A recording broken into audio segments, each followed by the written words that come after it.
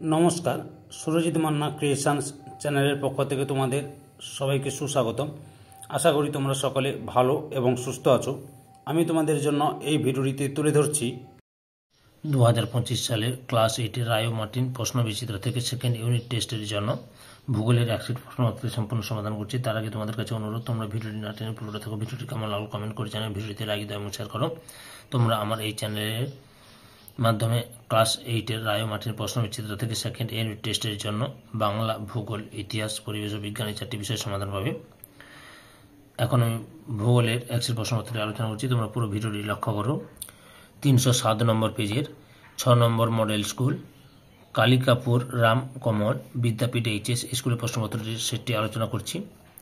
Already আমি 1 থেকে 5 নম্বর school পর্যন্ত সমাধান করে দিচ্ছি। ওই ভিডিওগুলো দেখতে চাইলে আমার চ্যানেলের প্লে লিস্টে গিয়ে দেখে নাও, নাহলে এই ভিডিও ডিসক্রিপশনে তার লিঙ্ক দেওয়া আছে, ওখানে ক্লিক করে দেখে নিতে পারো। 1-এর দাগে সঠিক উত্তরটি নির্বাচন করো। প্রথমে রয়েছে ভূপৃষ্ঠের উপর উলম্বভাবে বায়ুর চলাচলকে বলে। অপশান এতে বায়ু স্রোত।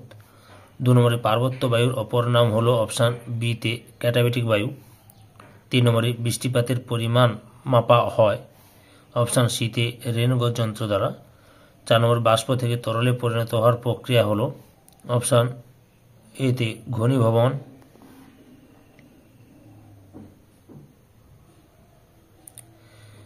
5 দক্ষিণ আমেরিকা মহাদেশের দেশের সংখ্যা অপশান বিতে 13। 4 নম্বরে উত্তর আমেরিকা মহাদেশের আয়তন অপশান বিতে তৃতীয়।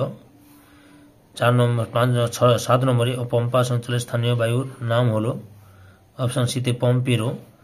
8 নম্বরে উত্তর আমেরিকার একটি মরুভূমির নাম হলো অপশান এতে সোনেরান মরুভূমি।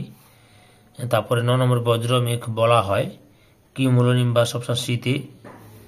10 নম্বরে এখানে অপশান এতে 40 ডিগ্রি দক্ষিণ অক্ষরেখাকে বলা হয় ওজনশীল 40 2 দাগে পূর্ণ বাক্যে উত্তর দাও। প্রথমে সাময়িক বায়ু কাকে বলে? বছরের একটা নির্দিষ্ট ঋতুতে কিংবা দিন ও রাতের একটা নির্দিষ্ট সময় প্রবাহিত বায়ু হলো সাময়িক বায়ু। 2 নম্বরে বাষ্পীভবন কি? জলের বাষ্পে পরিণত হওয়ার প্রক্রিয়া হলো বাষ্পীভবন। 3 নম্বরে স্লিট কি? জলকণা ও তুষারকণার আংশিক মিশ্রিত রূপ হলো স্লিট। 4 নম্বরে মিসৌরি নদী কোন নদীর উপনদী? মিসিসিপির। 5 নম্বরে পৃথিবীর রবার রাজধানী কাকে বলে? অ্যাক্রনকে। 6 নম্বরে কোন নদীর মিলিত নাম লা প্লাটা? পারানা, প্যারাগুয়ে, উরুগুয়ে নদীর মিলিত নাম লা প্লাটা। 7 নম্বর পৃথিবীর ফুসফুস কাকে বলে? সেলভারণ্যকে। 8 নম্বরে আর্টিজোকুপ কি? লক্ষ্য করো, কার্পেন্টেরিয়া নিম্নভূমি অঞ্চলে শিলাস্তরের আকৃতি এমনই যে কূপ খুঁড়লে মাটির নিচের জল পাম্পের সাহায্য ছাড়াই বেরিয়ে আসে, এই ধরনের কূপকে আর্টিজোকুপ বলে। 9 নম্বরে বায়ু প্রবাহের নামকরণ কিভাবে করা হয়? না, বায়ু যে দিক থেকে প্রবাহিত হয় সেই দিক অনুসারে বায়ু প্রবাহের নামকরণ করা হয়।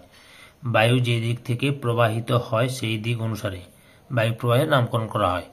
10 নম্বর কোন মেঘকে মেকারেল আকাশ বলা হয়? সিরোকিউমুলাস মেঘকে। 3 দাগে ঠিক ও ভুল নির্ণয় করে যে কোনো 5টি। প্রথমে রয়েছে জল বাষ্পে পরিণত হওয়ার প্রক্রিয়া হলো বাষ্পীভবন, ঠিক। 2 নম্বরে পশ্চিমা বায়ুর অপর নাম হলো আয়ন বায়ু, ভুল। পশ্চিমা বায়ুর অপর নাম হলো প্রত্যয়ন বায়ু বা বাণিজ্য বায়ুর অপর নাম হলো আয়ন বায়ু। 3 নম্বরে নিম্বোস্ট্যাটাস মেঘ একটানা বৃষ্টিপাত হয়, ঠিক। 4 নম্বরে দক্ষিণ আমেরিকা মহাদেশটি ভারতের প্রায় 4 গুণ বড়, ভুল, 5 গুণ বড়। 5 নম্বরে দুটি মহাদেশ একসঙ্গে যুক্ত করে যে সংকীর্ণ ভূখণ্ড তা হলো যোজক, ঠিক। 7 নম্বরে হ্রদ অঞ্চল কৃষিকাজে বেশি উন্নত নয়, ভুল, কৃষিকাজে বেশি উন্নত হবে। 7 নম্বর পৃথিবীর উচ্চতম জলপ্রপাত হলো অ্যাঞ্জেল, ঠিক। 4 দাগে নিচের প্রশ্নগুলির উত্তর দাও যে কোনো 5টি। প্রথমে রয়েছে দক্ষিণ আমেরিকা মহাদেশের নদীর বৈশিষ্ট্যগুলি লেখো। উত্তরটি লক্ষ্য করো, এখান থেকে শুরু করবে, এত পর্যন্ত লিখবে। 2 নম্বর প্রশ্ন অশ্ব অক্ষাংশ কাকে বলে? এখান থেকে শুরু করবে,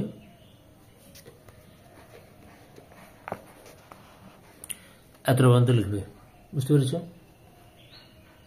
3 নম্বরে আপেক্ষিক আর্দ্রতা কাকে বলে? লক্ষ্য করো, আপেক্ষিক আর্দ্রতা এখান থেকে লেখা শুরু করবে, সূত্রটি দেবে, উদাহরণটা দেবে, বুঝতে পেরেছ? আর নির্ণায়ক যন্ত্রের নাম, অর্থাৎ এত পর্যন্ত লিখবে। 4 নম্বরে মৃত্যু উপত্যকা কাকে বলে? লক্ষ্য করো, এখান থেকে শুরু করবে, পরপর উত্তরটি লিখে নেবে। দরুন মারা যায়, এত পর্যন্ত লিখবে। পরের প্রশ্ন, হ্রদ অঞ্চলে পশুপালনের উন্নতির কারণ কি? এখান থেকে শুরু করবে, পরপর লিখে নেবে, সুন্দর করে দেওয়া আছে। তো তোমরা 1 নম্বরের প্রশ্নের জন্য পাঠ্য বইটা খুঁটিয়ে খুঁটিয়ে পড়বে, ঠিকঠাক পড়বে, কারণ 1 নম্বরের প্রশ্নের উত্তরগুলো যে পাঠ্য বই ভালোভাবে পড়বে সে বেশি নাম্বার পাবে। ওকে, এতটা পর্যন্ত লিখবে। 6 নম্বরে লাতিন আমেরিকা কাকে বলে, এখান থেকে শুরু করবে, এতটা পর্যন্ত লিখবে। বুঝতে পেরেছ? 7 নম্বরে 22 বেলার সূত্রটি লেখো। লক্ষ্য করো 22 বেলার সূত্র, এখান থেকে শুরু করে এতটা পর্যন্ত লিখবে। 8 নম্বর প্রশ্ন, ঘূর্ণবাদ কি, এখান থেকে লেখা শুরু করবে, পরপর লিখে নাও, দেখে নাও।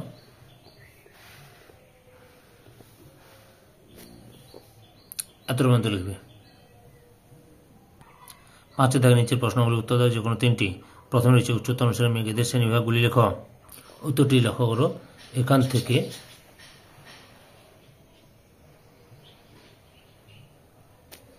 এতটা পর্যন্ত লিখো। পরের অংশটি দেখাচ্ছি, দিয়ে মেঘেদের এই পরিবার, এই ছকটা পুরো তুলে দেবে সুন্দর করে। বুঝতে পেরেছ? পরের প্রশ্ন, হ্রদ অঞ্চলের কৃষির উন্নতির কারণগুলি কি কি? উত্তর পরপর দেখাচ্ছি, দেখে নাও। এখান থেকে এতটা লেখো, পরের অংশটি দেখাচ্ছি। পরে পয়েন্ট রয়েছে জলবায়ু, মাটি, জলসেচ, তারপরে রয়েছে শস্যাবর্তন, আধুনিক কৃষি ব্যবস্থা, চাহিদা, দিয়ে তোমরা উন্নত হয়েছে এতটা পর্যন্ত লিখবে। 3 নম্বরে সেলভার সম্পর্কে আলোচনা করো। এখান থেকে শুরু করবে, পরপর দেখে নাও। অবস্থান,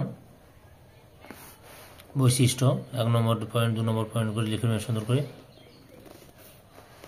তোমরা পাঠ্য বই ভালো করে পড়ে খুঁটে খুঁটে পড়বে, কারণ 1 নম্বর প্রশ্ন উত্তরগুলো ওখান থেকে ভালোভাবে পড়বে। যে পাঠ্য বই ভালোভাবে পড়বে সেই নাম্বার বেশি পাবে। 1 নম্বর প্রশ্নগুলোর উত্তরগুলো করতে পারবে সে। বুঝতে পেরেছ? পরের প্রশ্ন, 4 নম্বর, মেঘ কীভাবে সৃষ্টি হয়। লক্ষ্য করো, মেঘের উৎপত্তি, এখান থেকে শুরু করবে, এতটা পর্যন্ত লেখো। পরের অংশটি দেখাচ্ছি, এই যে দ্বিতীয় পর্যায় এবং তৃতীয় পর্যায়, এতটা পর্যন্ত লিখবে। আচ্ছা, এখান থেকে শুরু করবে। বুঝতে পেরেছ? তারপরে লক্ষ্য করো, দ্বিতীয় পর্যায়, তৃতীয় পর্যায়, অর্থাৎ এতটা পর্যন্ত লিখবে। এই ভিডিওর লাস্ট প্রশ্ন, শৈলতকে বৃষ্টিপাত কাকে বলে ও চিত্র সহ আলোচনা করো। যে সংজ্ঞা থেকে শুরু করো, পরপর দেখে নাও। এই ছবিটা দেবে, পদ্ধতি, উদাহরণ লিখবে, অর্থাৎ সৃষ্টি হচ্ছে এতটা পর্যন্ত লিখবে। তোমরা ক্লাস 8-এর ভূগোলের 5 নম্বরের প্রশ্নের উত্তরের লিঙ্ক দিয়ে দেবো। ওই লিঙ্কগুলো দেখে সাজেশন ভিত্তিক বা ইম্পর্টেন্ট 5 নম্বরের প্রশ্নের উত্তরগুলো দেখে নিও। সম্পূর্ণ ভিডিওটি দেখে আমার চ্যানেলের পাশে থাকার জন্য তোমাদের সবাইকে অসংখ্য ধন্যবাদ।